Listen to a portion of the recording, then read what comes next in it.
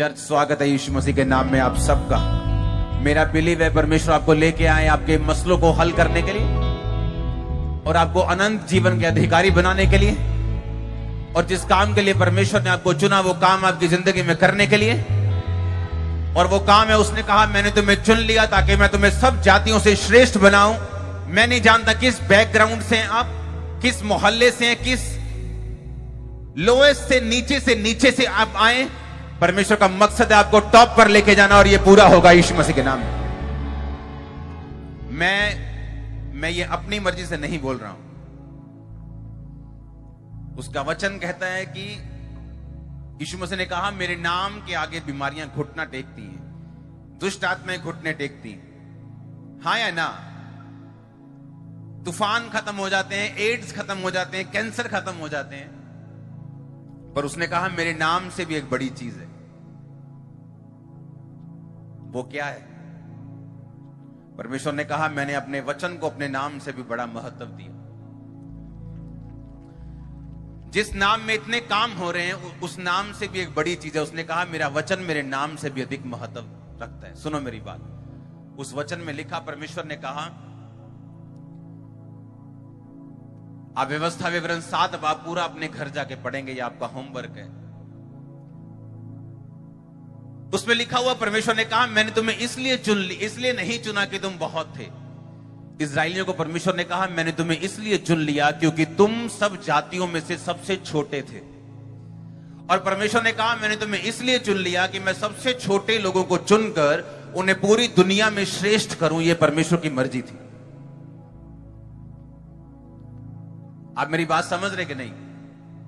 परमेश्वर ने कहा मैं अपना आप ये दिखाना चाहता हूं कि मैं यहोवा हूं, मैं अपनी महिमा को प्रकट करना चाहता हूं इस धरती पर। उसकी महिमा को प्रकट करने के लिए परमेश्वर अपनी महिमा को, अपने काम को प्रकट करने के लिए वो आप लोगों को चाहता है।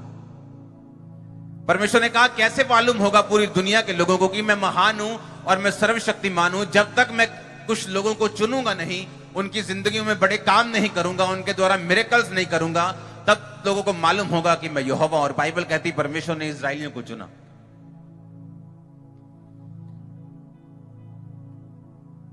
और इसलिए चुना परमेश्वर ने कहा कि मैं सब जातियों से तुम्हें श्रेष्ठ कर सकूं। गलातिया के उस वचन को अपनी स्क्रीन के ऊपर पढ़ेंगे। गलातिया 3 उसकी 29 आयत में लिखा, यदि तुम मसीह के हो तो अब्राहम के वंश और प्रतिज्ञा के अनुसार वारिस भी हो। उस 4 बाब को पढ़ेंगे, 28 आयत को, हे भाइयों हम इजहाक के समान प्रतिज्ञा की संतान हैं। फिर से 3 बाब को पढ़ेंगे। मैं 3 गिनूंगा, आप सब मेरे साथ पढ़ेंगे। 1 2 3। और यदि तुम मसीह के हो तो अब्राहम के वंश और प्रतिज्ञा के अनुसार वारिस भी हो। परमेश्वर ने अब्राहम को कहा था कि मैं तुम्हें श्रेष्ठ करूंगा, आशीष का मूल बनाऊंगा।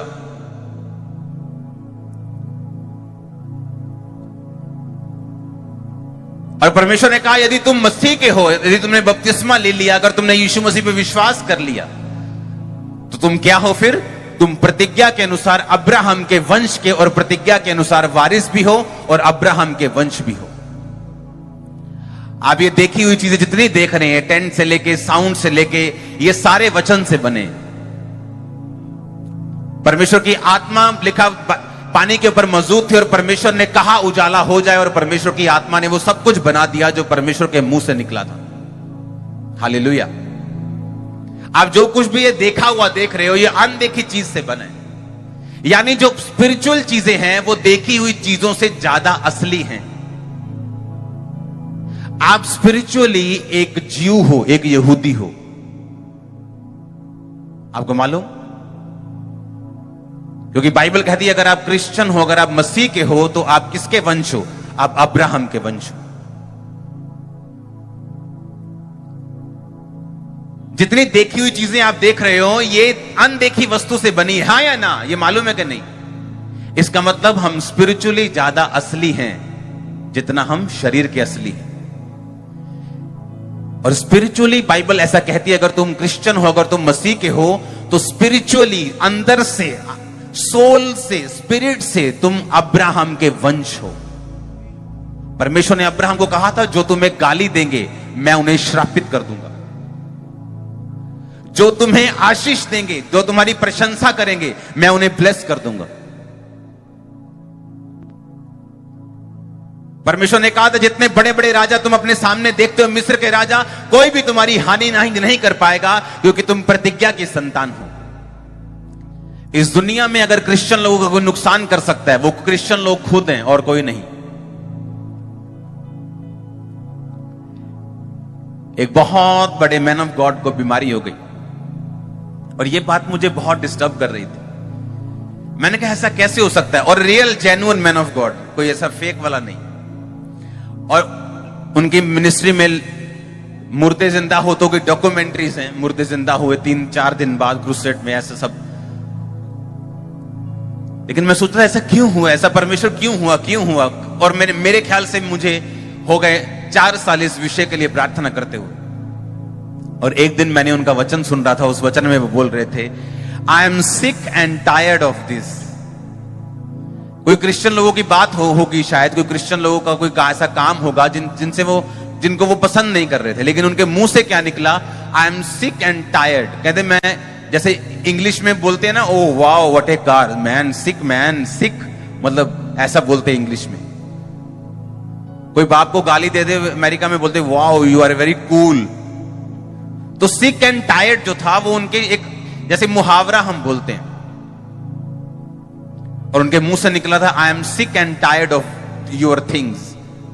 और अंत के दिनों में वो सिक भी हुए और टायर्ड भी रहे, क्योंकि वो बीमारी थकाने वाली बीमारी थी। आपको यह बात समझनी है कि अब अब्राहम की संतान हो और प्रतिज्ञा के वारिस हो, और परमेश्वर का आत्मा आप लोगों में बसता है। आप मजाक में भी कोई चीज बोलेंगे वो पूरी हो जाएगी आपकी लाइफ, क्योंकि स्वर्गदूतों को मजाक नहीं आता, स्वर्गदूतों को मजाक का मतलब नहीं पता। इसलिए स्वर्गदूत ने जब कहा था कि तेरी पत्नी गर्भवती होगी, तेरी पत्नी के बेटा होगा और उसका नाम यूहन्ना रखना, उसने कहा ऐसा हो ही नहीं सकता, वो तो बूढ़ी हो चुकी, उसके पीरियड्स बंद है, मैं भी बहुत बूढ़ा हो चुका हूं। स्वर्गदूत ने कहा इसलिए कि तूने मेरी बात की प्रतीति नहीं की, मैं तुझे गूंगा करता हूं। पता है क्यों गूंगा किया? क्योंकि स्वर्गदूत को मालूम था कि अगर ये यही बात बोलता रहा तो वो प्रेगनेंसी नहीं होगी, क्योंकि उसके शब्द ही उसकी प्रेगनेंसी को खत्म करते रहेंगे। तो उसको गूंगा कर दिया गया कि जब तक तेरी वाइफ के बेटा हो नहीं लेगा तब तक तू गूंगा रहेगा, ताकि तू अपने मुंह से अपने बेटे को खत्म ना कर दे।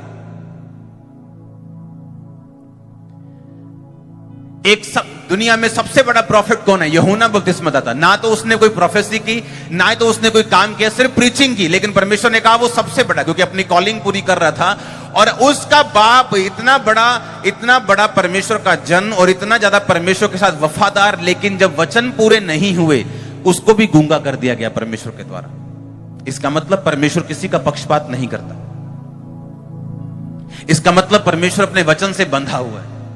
इसका मतलब जो परमेश्वर ने आपको पावर दी है उसका आप यूज कर सकते हैं, और उसका आप मिस यूज भी कर सकते हैं, उसका इस्तेमाल भी कर सकते हैं, उसको अपने खिलाफ भी यूज कर सकते हैं, अपने लिए भी इस्तेमाल कर सकते हैं।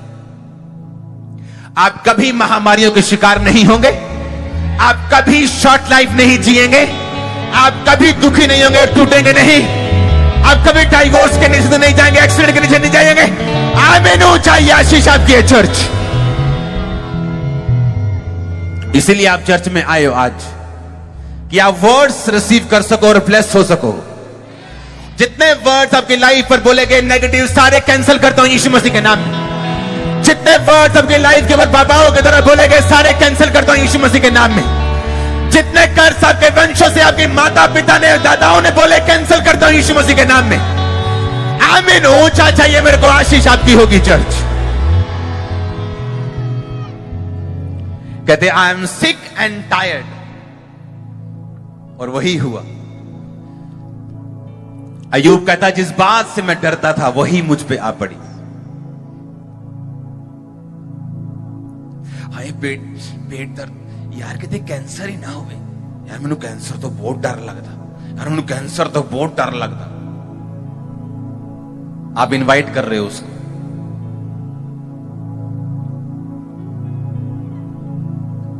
आपके दिमाग में कुछ भी हो उसको बोलने से पहले, क्योंकि बोलने से उत्पत्ति हो जाएगी, बोलने से वो चीज बन जाएगी, चाहे पॉजिटिव हो चाहे नेगेटिव हो। आपके दिमाग में कुछ भी शैतान डाले, उसको काउंटर करने के लिए परमेश्वर का वचन आपके पास होना चाहिए। व्यवस्था विवरण के उस अध्याय को हम पढ़ेंगे, उसकी 7 बाब उसकी 14 आयत को। तो सब देशों के लोगों से अधिक धन्य होगा। ये परमेश्वर ने उनको बोला जो दिल और तन और मन और धन सबसे परमेश्वर को मानते हैं, जिनके लिए परमेश्वर सिर्फ एक चंगाई का सोता नहीं कि अगर चंगाई चाहिए तो चर्च में चले जाओ, लेकिन बपतिस्मा लेने के लिए तैयार नहीं, यीशु मसीह को जीवन देने के लिए तैयार नहीं। ये उन लोगों के लिए नहीं। ये वो लोग हैं जो परमेश्वर को तन और मन से मानते हैं, जो और किसी के सामने जिनका सिर नहीं झुकता, जो सिर्फ यहोवा को मानते हैं, यीशु मसीह को मानते हैं। परमेश्वर ने कहा तू सब देशों के लोगों से अधिक धन्य होगा। परमेश्वर ने यह नहीं कहा जब कोरोना आएगा तो यह वचन पूरा नहीं होगा। उसने ये नहीं कहा कि यह वचन तब पूरा नहीं होगा अगर तू गरीब देश में, गरीब जाति में, गरीब परिवार में, गरीब कास्ट में जन्मेगा तो यह वचन पूरा नहीं होगा। उसने कहा तू कहीं भी जन्मा हो, अगर तू मेरे वचन पे यकीन करेगा तो सब देशों के लोगों से अधिक धन्य होगा। अगर आप अमेरिका में चले जाएं, अगर आप कनाडा में चले जाएं, अगर आप इंग्लैंड में चले जाएं, आपको thousands and thousands of Christians, born Christians families मिलेंगी जो पंजाबी हैं, हजारों लाखों के हिसाब से। पता है क्यों? ये वचन उनकी लाइफ में पूरा हो रहा है। और अगर आप उनकी फैमिलीज में जाके देखें तो आम अदर लोगों से, दूसरे लोगों से, दूसरी जातियों से जो बाहर गए होंगे वो कहीं अधिक ब्लेस्ड हैं। उसने कहा तू सब देशों के लोगों से अधिक धन्य होगा। तेरे बीच में ना पुरुष ना स्त्री निर्वश होगी। इसका मतलब ना पुरुष ना स्त्री निर्वश का मतलब होता है कि वो बच्चों से रहित नहीं होगी। और तेरे पशुओं की भी ऐसा ही होगा, तेरे पशुओं में से भी कोई ऐसा बांझ नहीं होगा। मैं आपको बोलता हूं ना, कीड़ी भी अगर हो तो ले आना अगले संडे। अगर गाय प्रेग्नेंट नहीं होती उसकी फोटो ले आना। हां, मैं नहीं कह रहा, ये वचन कह रहे हैं कि जैसे तू अब्राहम के वंश में आएगा, जैसे तू स्पिरिचुअली जीव बन जाएगा, यहूदी बन जाएगा, तो सब देशों के लोगों से अधिक धन्य होगा। तेरे बच्चे धन्य होंगे। तू निर्वश नहीं होगा, ना बंदा ना लेडीज। परमेश्वर ने कहा अगर तुम इनकम्प्लीट हो, तुम पूरे हो गए। कोई बीमारी है वो जाएगी, क्योंकि ये वाचा का हमारे साथ वाचा है परमेश्वर की, ये होगा हमारी लाइफ में। अपने हाथों को उठा, आगे आगे बढ़ता रहूं मैं, पीछे कभी ना मुड़ूं। तू जो मेरे संग है कोई ना डर है, मैं ना डरूं ना रुकूं। भर दे मुझको। जोर से हालेलुया बोलो, जोर से।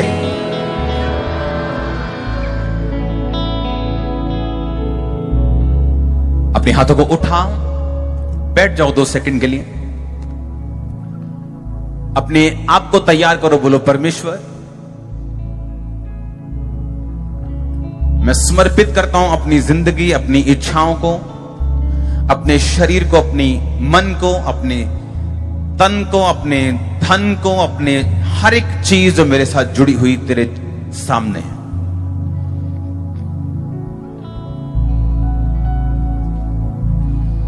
तू जो मेरे संग कोई ना डर है, मैं ना डरूं ना झूठूं। आगे ही आगे बढ़ता चलूं मैं, पीछे कभी ना मुड़ूं। जोर से बोलो हालेलुया।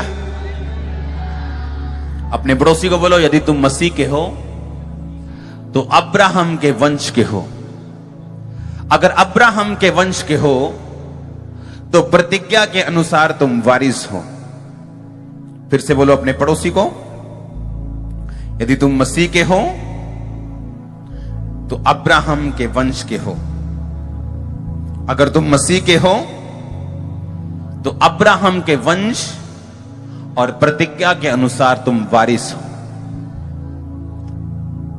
पूछो अपने पड़ोसी से, किस चीज के वारिस? बोलो आशीष के वारिस। आशीषित होगा तो घर आते समय, घर से जाते समय, तेरा बैंक बैलेंस, तेरी कोठड़ी, तेरा घर, तेरे बच्चे, तेरे पशु, तेरा खेत, सब आशीषित हो गए। आप आशीषित हो चुके यीशु मसीह के नाम में।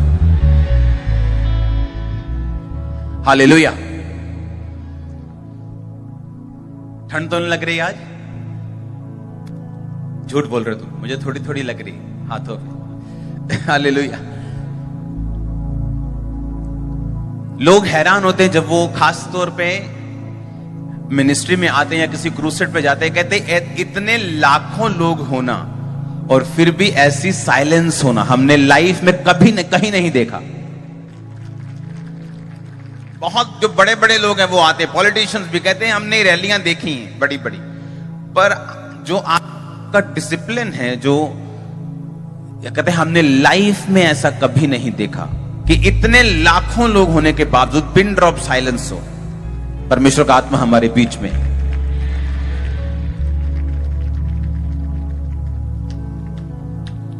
हालेलुया।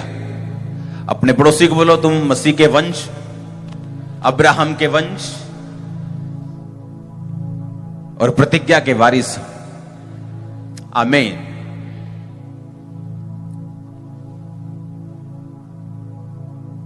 हट जा लड़के, कोई डिस्टर्बेंस नहीं चाहिए। फिर से बोलो अपने पड़ोसी को, यदि तुम क्रिश्चियन हो, मसीह के हो, बैप्टाइज्ड हो, तो अब्राहम के वंश के हो और प्रतिज्ञा के अनुसार तुम वारिस हो। आमीन। आप हर एक अच्छी चीज को अट्रैक्ट करेंगे अपने लिए। हर बेस्ट चीज आपकी ओर चली आएगी, आप देखना। आपको अपने आपको प्रॉमिसेस के ऊपर होल्ड करना होगा, क्योंकि लोगों को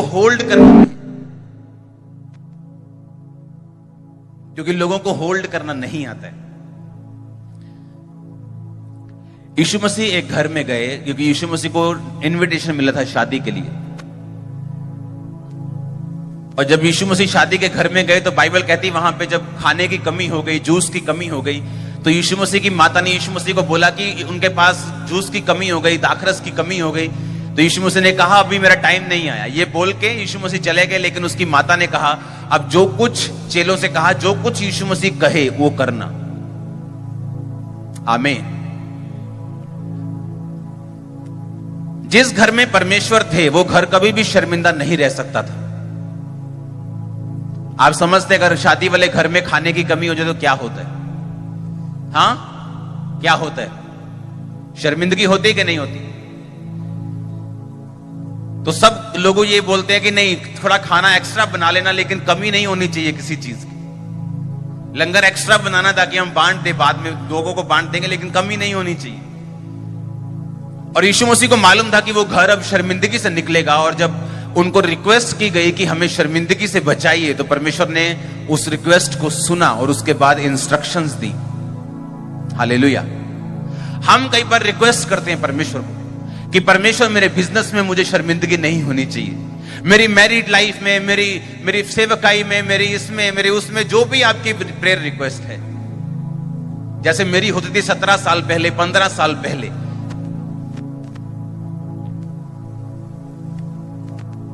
जब आप परमेश्वर को अपनी रिक्वेस्ट बता देते हैं, जब आप परमेश्वर को अपनी प्रार्थना बता देते हैं, उसके बाद आपको होल्ड करना पड़ता है, आपको बिलीव करना पड़ता है कि वो इंस्ट्रक्शंस देगा, वो कुछ मेरे दिमाग में डालेगा, वो किसी दास के जरिए बात करेगा, वो किसी सर्कमस्टेंस के जरिए बात करेगा और मुझे इस सिचुएशन से वो निकाल देगा।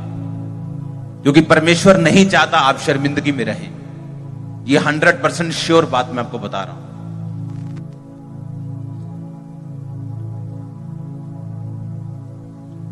लेकिन उससे पहले आपको उसके प्रोमिसेस पर, उसके वादों पर होल्ड करना होगा।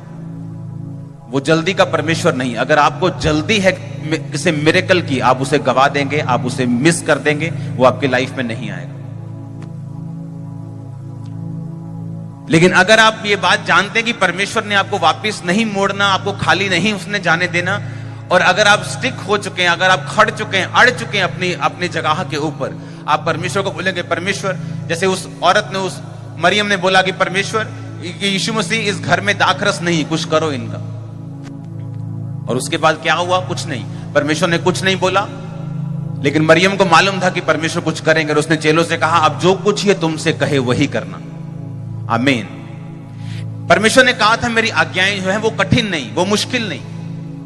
आपकी प्रॉब्लम बीमारी हो सकती है, आपकी प्रॉब्लम फाइनेंस हो सकता है, आपकी प्रॉब्लम आपका परिवार हो सकता है, आपकी प्रॉब्लम मेंटल हेल्थ हो सकती है, आपकी कोई भी प्रॉब्लम हो सकती है, वो कैरियर हो सकता है।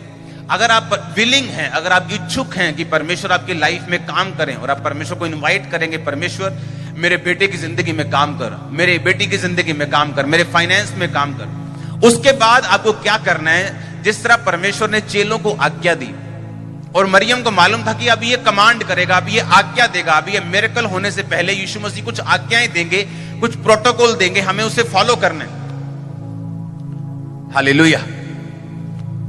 कई बार इस मिनिस्ट्री को बढ़ने से पहले, जब ये मिनिस्ट्री बढ़ने वाली होती थी, परमेश्वर मुझे एक बड़ा बीज बोने के लिए बोलता था, और वो बीज ऐसा होता था कि हमारे दिल को हिलाता था। वो बीज, हम खाली हो जाते थे बीज बो के, लेकिन हमें मालूम था, और बीज बोने के बाद मैं अनाउंस करता कि हम डबल होने जा रहे हैं, हम ट्रिपल होने जा रहे हैं। लोग बोलते इनको कैसे मालूम? शायद कोई बड़ी मीटिंग की तैयारी की हुई है, शायद बड़े ज्यादा पोस्टर छाप दिए हैं, बड़े पम्फलेट छाप दिए हैं, बड़ी मीटिंग होगी तो लोग तो आएंगे ही। ऐसा नहीं होता।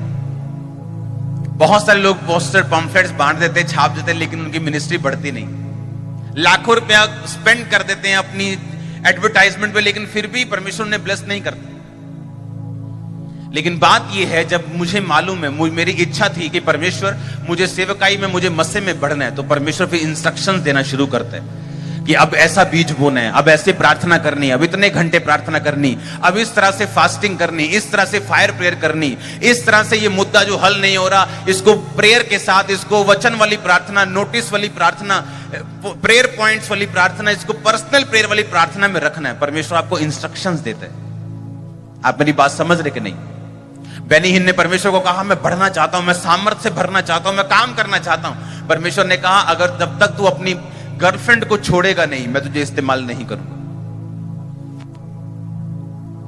जैसे ही आप अपनी इच्छा को परमेश्वर के सामने रखेंगे, आप जैसे अपनी विल को परमेश्वर के सामने रखेंगे कि वो आपको शर्मिंदगी से आजाद करे, वो आपको ट्रबल से आजाद करे, वो आपको बीमारी से आजाद करे, नेक्स्ट चीज जो आपके साथ, आपके पास आएगी, वो परमेश्वर की इंस्ट्रक्शन होगी,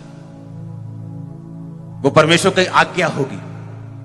वो आपके घर में पड़ी हुई कोई पुरानी फोटो हो सकती है, परमेश्वर निकालने के लिए बोले। वो आपका पास्ट हो सकता है, जिसे आपने संभाल के रखा है कि मेरी पुरानी फोटो है, लेकिन उसमें शैतानी चीजें हैं, वो चाहे निकालने के लिए परमेश्वर बोले।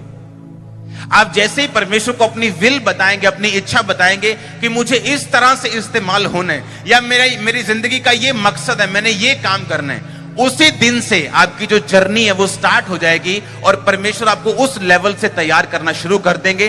वैसी ही चुनौतियां आपको देनी स्टार्ट कर देंगे, वैसी प्रेयर लाइफ आपको परमेश्वर का आत्मा आपको प्रेरित करेगा करने के लिए, उतनी फास्टिंग बोलेगा करने के लिए, और आप उस जर्नी पे निकल जाएंगे। और जर्नी पर निकल गए तो आप एक ना एक दिन पहुंच जाएंगे। अब लुधियाना के बस में अगर बैठे तो हमें मालूम है कि चाहे जितना मर्जी ट्रैफिक हो, लेकिन लुधियाना तो पहुंच ही जाएंगे। थोड़ा देर हो सकता है, कहीं ट्रैफिक फंस गया, कहीं फॉग पड़ गई, कहीं धुंध पड़ गई, 1 घंटा देरी हो सकती, लेकिन डिनाइल कभी नहीं हो सकती। ऐसा कभी नहीं सुना कि यहां पे जलंधर से कोई बस निकली हो लुधियाने के लिए और पहुंची ना हो।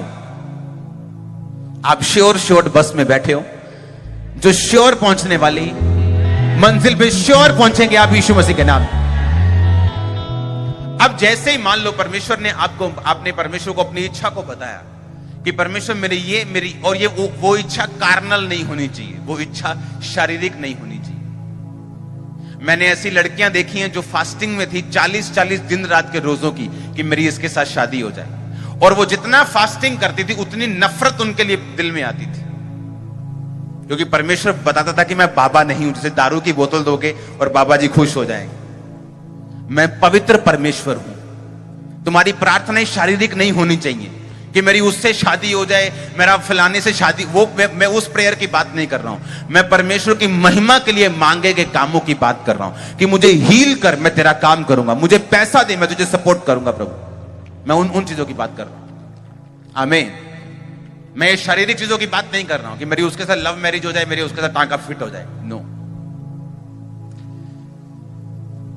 तो जैसे ही आप अपनी प्रेयर रिक्वेस्ट को परमेश्वर के सामने रखते हैं कि यीशु हमारे पास दाख रस नहीं है, हम शर्मिंदा होने वाले हैं, उसने कहा मेरा टाइम नहीं आया अभी। चाहे वो आपको लगे कि आपका काम इम्पॉसिबल है, आपको डिनाई मिल गया, आपको डिनाइल मिल गया, आपको मना हो गया, डोंट वरी, अब आपको इंस्ट्रक्शंस देगा वो। और ये एक स्लो चलने वाला प्रोसेस है। अगर आप शॉर्टकट चाहते हैं तो क्रिश्चियनिटी आप लोगों के लिए नहीं। अगर आप जल्दी जल्दी में हैं तो क्रिश्चियनिटी आपके लिए नहीं। आपको परमेश्वर को अपनी रिक्वेस्ट देनी है, रोज आपको अपनी इच्छा को बताना है, और फिर परमेश्वर डे बाय डे, रोज रोज आपको गाइड करना शुरू करेंगे। कभी वचन से आपको कुछ मिलेगा, कभी पवित्र आत्मा आपको कुछ देगा, कभी प्रार्थना में बैठ के आपको मिलेगा, और परमेश्वर दिन प्रतिदिन आपको इंस्ट्रक्शंस देते जाएंगे ताकि उस मास्टर पर्पस के लिए आपको तैयार किया जा सके जो आपके लिए परमेश्वर की इच्छा है। और सबसे अच्छी एक खूबसूरत बात यह है कि जो प्लान आपने परमेश्वर से बोला, जो काम परमेश्वर से आपने बोला कि परमेश्वर मुझे हीलिंग चाहिए, वो भी परमेश्वर की इच्छा थी कि आपके दिल में आए। शायद आप ये नहीं जानते, वो भी आपको परमेश्वर के द्वारा प्रेरित किया गया ये मांगने के लिए, क्योंकि परमेश्वर का मकसद है आप जब उस हीलिंग के लिए मेहनत करेंगे, वो आपको स्पिरिचुअल लाइफ में ग्रो कर देगा साथ साथ। और जब आप स्पिरिचुअल लाइफ में ग्रो होंगे, क्या होगा? आपका वंश बचाया जाएगा, आपके लोग बचाए जाएंगे, आपका मोहल्ला बचाया जाएगा। क्योंकि अगर आप रियली सेव हैं, अगर आप रियली बचे हुए हैं, अगर आप सच में साल्वेशन पाए हुए हैं, तो आप यीशु मसीह की बातें दूसरों से करेंगे। ऐसा कभी नहीं मैंने देखा कि एक बंदा कंप्लीटली विश्वास में हो लेकिन यीशु मसीह की किसी से बात ना करता हो। मैंने ऐसा कभी नहीं देखा। हालेलुया। यीशु मसीह ने कहा तुमने मांगा पर पाया नहीं, इसलिए कि तुम व्यभिचार में उसे उड़ा दो।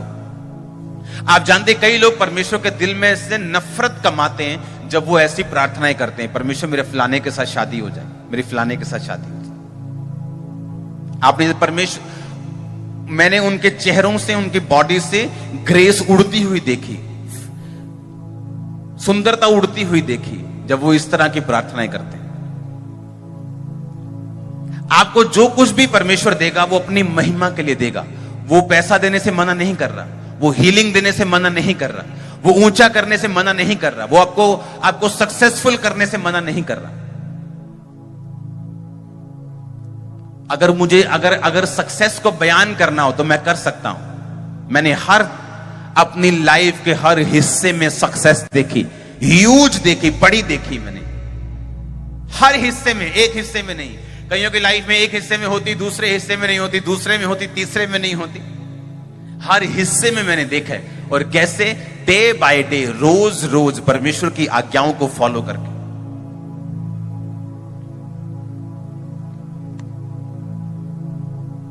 ये कॉलिंग बड़ी थी, ये मसा बड़ा था, ये इसलिए परमेश्वर की इंस्ट्रक्शंस भी बड़ी थी। आमीन। एक दिन मैं एक शादी में गया, शायद मेरे को कुछ ही महीने साल हुए थे, बैप्टिज्म में ले चुका था, क्योंकि 2-3 महीने में मैंने बपतिस्मा ले लिया था। मुझे इतना याद है कि मैं बपतिस्मा मैंने ले लिया था। मेरे बहुत क्लोज रिश्तेदार की शादी, और शादी में मैं गया, वो उसको यार नचदा नहीं यार, तू नचदा नहीं यार, तू भंगड़े पा यार, तू नचदा नहीं। वहां को पंजाबी कोई सॉन्ग लगा हुआ, मैं भी नच रहा विच पंजाबी सॉन्ग। और जैसे ही उस सॉन्ग में किसी और चीज का नाम आए, शैतान का नाम है, मैं हट जाऊं। मतलब कि पूरा क्रिश्चियन नहीं सी, पर अद्धा सी। हाँ, और जैसे फिर वो गाना जो आवे फिर मैं नचा। और आप जानते नहीं, पवित्र आत्मा ने मेरी वो क्लास लगाई वापिस आते वक्त कि जो तू मांग रहा है, जो तू चाहता है, तू कभी हासिल नहीं कर सकता अगर तू ऐसे करेगा तो। और वो दिन था, मैंने सभी रिश्तेदारों को बोल दिया कि मैं किसी शादी को अटेंड नहीं करूं, और तब से मैं कोई शादी में नहीं गया। लेकिन वो मेरी बड़ी कॉलिंग थी। मैं आपको ऐसा करने के लिए नहीं बोल रहा हूं, लेकिन आप ऐसी चीजें नहीं कर सकते जो हमारे वचन के खिलाफ। आमीन। और धीरे धीरे ऐसी समझ आती है, एकदम से नहीं, धीरे धीरे पवित्र आत्मा रोज रोज हमें बताता है ये नहीं करना, ये करना है, ये कब करना है, कितना करना है।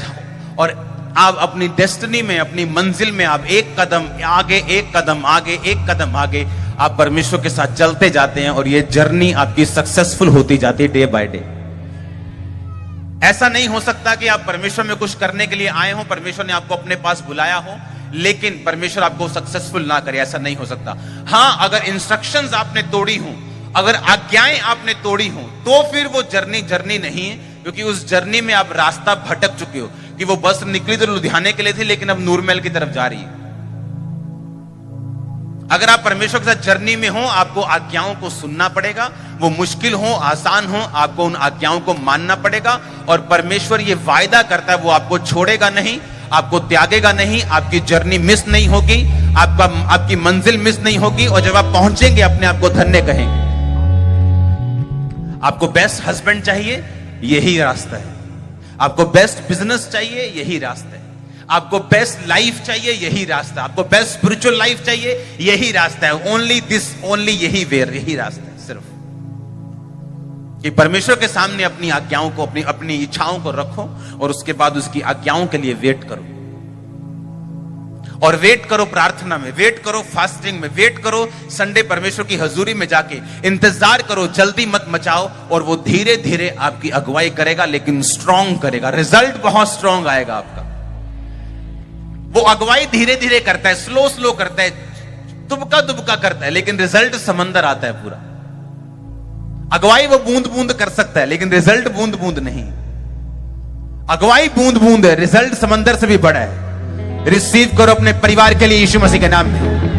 रिसीव करो अपने फाइनेंस के लिए यीशु मसीह के नाम में। रिसीव करो अपनी बॉडी के लिए, हेल्थ के लिए। सारी बीमार बॉडियां चंगी हो जाएं यीशु मसीह के सामर्थ्य नाम में। All bodies, sick bodies be healed. Hallelujah. ऊंचे बजाओ हालेलुया। आप तैयार हैं क्या? क्योंकि आपको यह बात समझ होनी चाहिए कि मैं अब्राहम का वंश हूं। भूल जाओ आप कहां पैदा हुए, भूल जाओ आपका बैकग्राउंड क्या है। आप आज से याद रखो, मैं अब्राहम का वंश हूं। आप जहां जाएंगे, सक्सेस आपका पीछा करेगी। आप जहां मर्जी चले जाओ, दुनिया के सबसे गरीब देश में चले जाओ, सक्सेस आपका पीछा करेगी। हमें ऐसा लगता है कि अफ्रीका बहुत गरीब मुल्क है, क्योंकि आप में से 99% लोग कभी अफ्रीका नहीं गए। जितनी बिजनेस अपॉर्चुनिटीज अफ्रीका में है, दुनिया के किसी कोने में नहीं। अगर आपके पास जुराबें हैं, जुराबें आप वहां बेच सकते हो महंगी, 35 रुपए की, यहां से लेके कम से कम वहां 250 रुपए की जुराब। और क्रिश्चियंस लोग वहां 80% लोग क्रिश्चियन है, 70% लोग क्रिश्चियन है। और अगर आप उनकी लाइफ देखो, कहीं अधिक ब्लेस है आम लोगों से। तुम अब्राहम के वंश और प्रतिज्ञा के वारिस हो। तुम जहां जाओगे तुम सक्सेसफुल होगे। जिस जगह हाथ लगाओगे वो सक्सेसफुल होगे। तुम्हारे घर में शांति होगी, तुम्हारी मैरिज में शांति होगी, परमेश्वर का ग्रेस तुम्हें कवर करके रखेगा। फाइनेंशियली तुम कभी टूटोगे नहीं, कभी पुअर नहीं होगी। हालेलुया। अपने पड़ोसी को बोलो आज्ञाएं। आज्ञाओं को मानना। आमीन। कि वहां पे यीशु मसीह के सामने एक प्रेयर रिक्वेस्ट दी गई कि परमेश्वर हमें शर्मिंदगी से बचा लो। और फिर यीशु मसीह ने कहा कि ठीक है, अभी मेरा टाइम नहीं आया। और माता ने कहा चेलों को कि अब जो कुछ ये बताएगा वही करना। ये कुछ आज्ञाएं देगा तुमको, उसे मानना। और जो कुछ हम मांग रहे हैं हमें मिल जाएगा। वो कुछ भी हो सकता है, वो इम्पॉसिबल चीज हो सकती है, वो असंभव चीज हो सकती है। यीशु मसीह ने कहा जाओ मटकों में पानी भर दो। वो सोच रहे थे कि यीशु मसीह ऐसा कुछ करेगा कि अंगूर प्रकट हो जाएंगे कहीं से, हम फटाफट डालेंगे, छक छक छक छक छक छक मारेंगे, जूस निकाल लेंगे। यीशु मसीह ने कहा पानी भर दो और जाओ, पानी को चेक करो, वो दाखरस बन चुका है। और ऐसा ही हुआ। और जिस मटकों में वो दाखरस बनाया था, वो मटके आज भी हैं वहां पे इजराइल के पास, आज भी। ये यीशु मसीह का पहला चमत्कार था। आज भी वो मटके मालूम वहां पड़े, अजीब सी शेप के, बड़े बड़े से।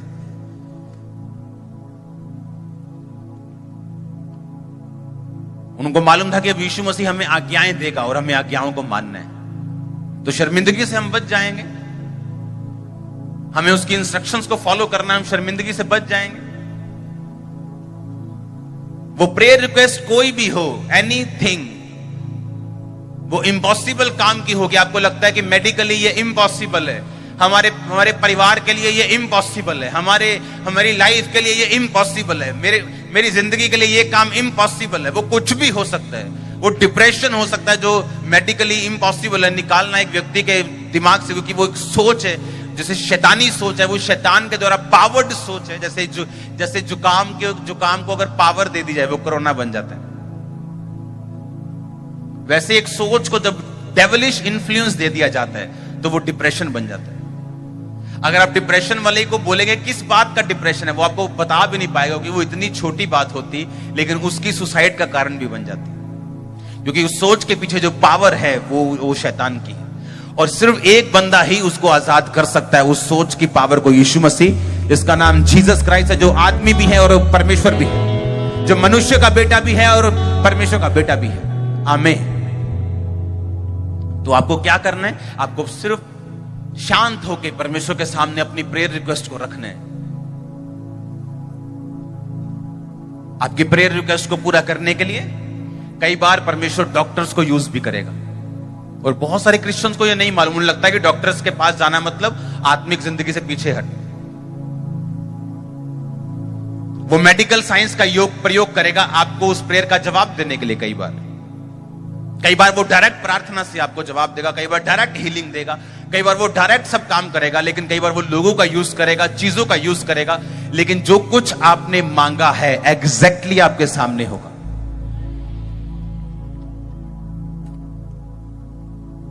लेकिन परमेश्वर ने क्या कहा कि उसकी इंस्ट्रक्शंस, उसकी आज्ञाओं को हम क्या करेंगे? फॉलो करेंगे।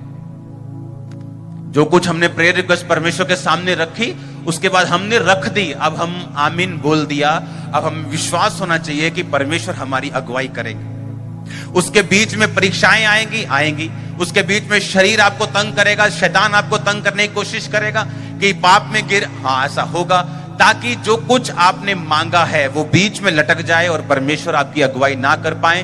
क्योंकि जैसे ही आप परमेश्वर की आज्ञाओं से हटेंगे, आप पाप में जाएंगे, परमेश्वर की अगुवाई बंद हो जाएगी। शारीरिक कान तो खुले रहेंगे, लेकिन जो अंदर वाले कान हैं वो अब बंद हो जाएंगे और परमेश्वर आपकी अगुवाई नहीं करेगा।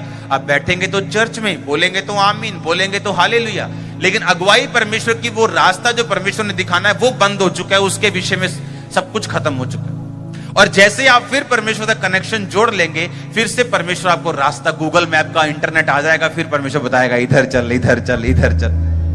नहीं तो वो इंटरनेट जब खत्म हो जाएगा, फिर गूगल मैप जो पहले छपा हुआ था, आप उसी हिसाब से चलते जाएंगे और कहीं और ही पहुंच जाएंगे। हालेलुया। क्रिश्चियनिटी बड़ी सिंपल है, सो सिंपल कि परमेश्वर को अपनी प्रेयर रिक्वेस्ट बताओ, फास्टिंग प्रार्थना वाला जीवन बिताओ, उसके बाद इंतजार करो और जो बाइबल में लिखी हुई इंस्ट्रक्शंस हैं उन्हें मानो। उन्हें मानने के लिए आपको इंतजार करने की जरूरत नहीं, वो तो परमेश्वर ने ऑलरेडी बाइबल में दी हुई। तू व्यभिचार ना करना, तू चोरी ना करना, तू हत्या ना करना, अपने माता पिता का तू आदर करना, मूर्ति पूजा ना करना, ये तो सब पहले बाइबल में दिया हुआ। उसको तो आप सुनेंगे थोड़ी, वेट थोड़ी करेंगे। जैसे लोग बोलते हैं भैन जी बपतिस्मा ले ले, नहीं जी मैं तो बस रब दी आवाज दी वेट कर रही है। पता नहीं प्रभु ने केड़ा माइक लैके तेनू थल्ले आवाज मारनी कि भैन ले लै बपतिस्मा। बाइबल च लिखिया जेड़ा बपतिस्मा लेगा ओदा उद्धार होएगा। होर कितना आवाज मारे तुहानू, केड़ी भाषा च मारे आवाज? जो आवाज वो पहले लिख चुका है वो कभी बोल के नहीं बताएगा। आप 40 रोजे रख लो, 40 साल रख लो, जाओ। जो लिखी हुई इंस्ट्रक्शंस हैं, जो लिखी हुई बाइबल है, जो लिखा हुआ वचन है, उसके विषय में परमेश्वर आपसे बात क्यों करेगा? वो लिखा हुआ, आप उसको मानो, उसको फॉलो करो। अब आपने लिखा हुआ मान लिया, आपने प्रेयर रिक्वेस्ट परमेश्वर के सामने रख दी। अब सामने आपके दो कैरियर है कि परमेश्वर मैं ये वाला कैरियर चुनूं कि ये वाला कैरियर चुनूं, मैं ये वाली दुकान खोलूं कि बाहर चला जाऊं। अब ये चीज बाइबल में नहीं लिखी, लेकिन अगर हमने प्रेयर रिक्वेस्ट रखी होगी, प्रार्थना रखी होगी और लिखी हुई वचन को माना होगा, तो अब दोनों में से जो सही होगा वही परमेश्वर को चुनाव करेगा आपके लिए। लेकिन अगर हमने प्रेयर रिक्वेस्ट रखी नहीं, बाइबल का वचन माना नहीं, तो हो सकता है जो आपको बेस्ट लग रहा हो फ्यूचर में आपके लिए फलदायक ना हो। लोग बोलते हैं आप बड़ा काम चलता हाडे पिंड जो खोल लो, और वो फेल हो गए। क्यों? क्योंकि किसी के लिए जो फलदार है आपके लिए नुकसानदायक हो सकता है। तो मेरे लिए क्या फलदार है, मैं कैसे बिलीव करूं?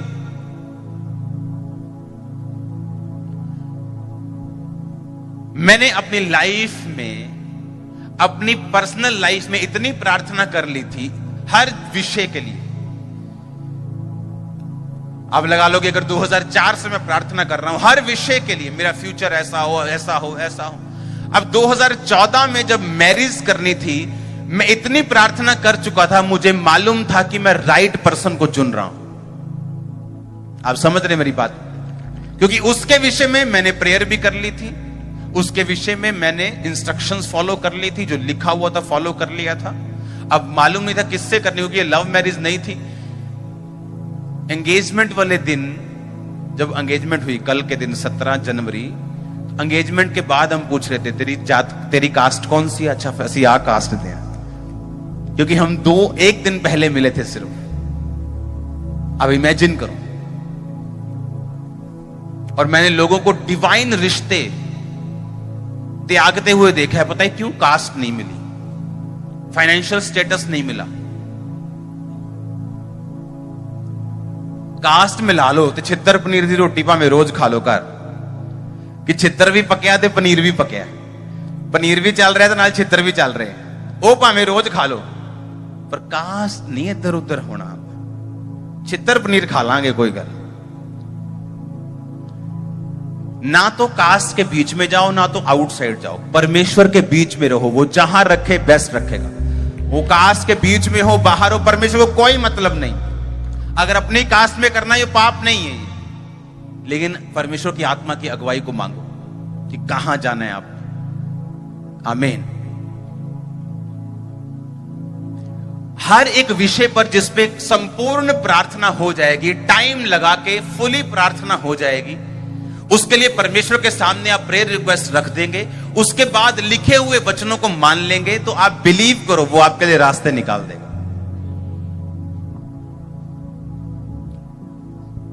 आपने अपने फाइनेंशियल स्टेटस के लिए प्रार्थना कर दी, आपने संपूर्णता के साथ परमेश्वर के सामने अपनी चीजों को रखा है।